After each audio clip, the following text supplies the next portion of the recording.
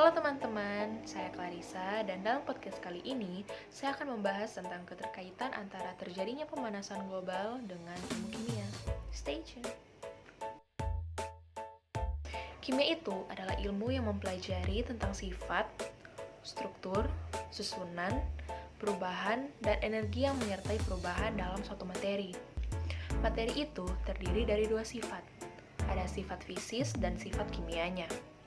Sifat fisis berhubungan dengan perubahan wujud, sehingga kita bisa melihat perubahannya dengan mata kita sendiri. Sedangkan sifat kimia tidak bisa kita lihat dengan mata kita sendiri, karena itu berhubungan dengan perubahan zat yang menghasilkan zat yang baru.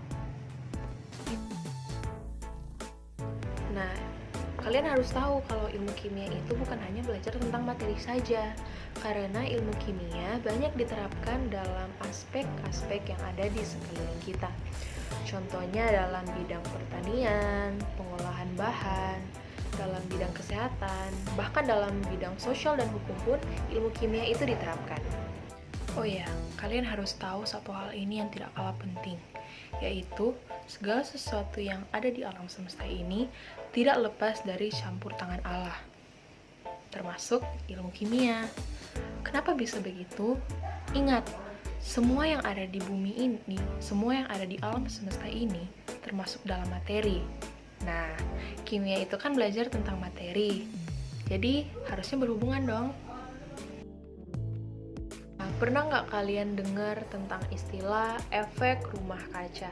Nah, efek rumah kaca itu terbentuk dari gas-gas yang menumpuk di atmosfer bumi.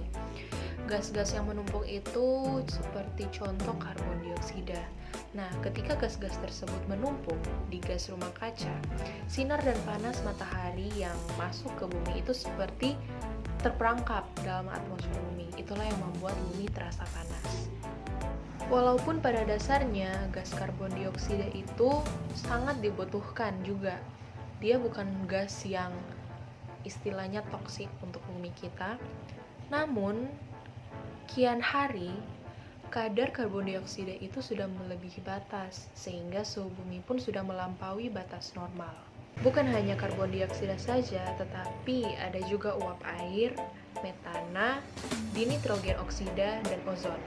Lihat cuplikan video berikut ini. Pada rumah kaca, ketika sinar matahari masuk ke dalamnya, sinar itu akan kesulitan lagi untuk keluar, sehingga seolah-olah sinar itu terperangkap dalam rumah kaca dan menyebabkan suhu dalam rumah kaca itu menjadi hangat. Sama halnya dengan gas rumah kaca yang ada di atmosfer bumi. Ketika sinar matahari masuk ke bumi, molekul-molekul gas di gas rumah kaca seperti contoh karbon dioksida dan ozon, mereka akan menyerap inframerah dari matahari. Nah, ketika inframerah itu diserap, molekul-molekul itu akan bervibrasi, dan ketika terperangkap dalam beberapa waktu, mereka akan melepaskan sinar itu, sehingga membuat sinar itu terpantul-pantul dalam atmosfer bumi. Itulah yang membuat bumi terasa panas seperti sekarang. Sekian penjelasannya, terima kasih.